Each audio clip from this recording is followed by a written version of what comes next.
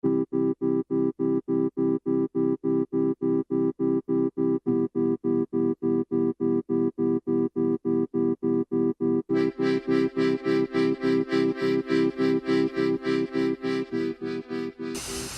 moi personnellement, je vais raconter un petit peu, on va dire, par rapport au début. Moi j'étais en accident de travail, donc suite à cet accident de travail, j'ai été licencié. Donc du coup j'ai pu plus travailler pendant un bon moment. Donc j'ai eu connaissance de ce projet qui s'est mis en place dans le quartier, qui moi m'a tout de suite interpellé parce qu'on va dire que c'est un côté espace vert que je voulais rechercher. Je cherchais directement une formation avec Pôle emploi qui ne s'est pas débloquée.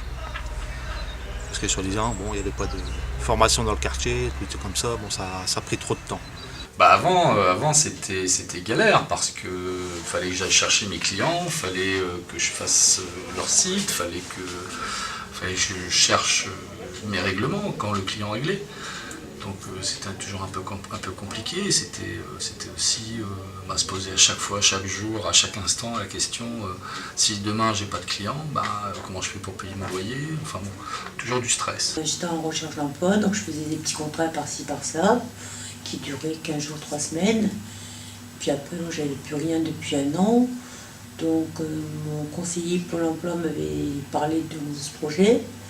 Donc je m'étais inscrite dans le projet.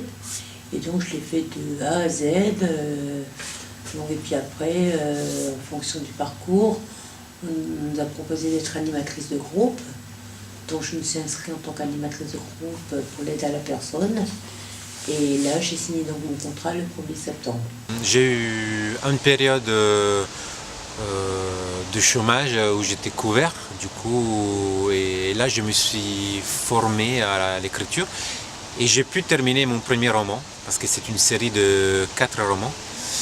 Et là, au moment où j'allais commencer à chercher des éditeurs et à penser à la traduction française, j'ai eu des difficultés parce que j'aurais dû chercher un boulot qui m'aurait fait arrêter mon projet.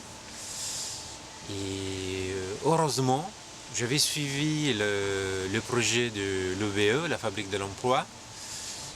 Et ça m'avait suscité beaucoup d'intérêt parce que c'était un projet très ambitieux, très particulier. Et il y avait plein de bonnes énergies parce que les associations qui ont monté ce projet, qui ont veillé, ils étaient vraiment enthousiastes. Et j'ai pu rencontrer aussi plein de monde de mon quartier que je ne connaissais pas forcément.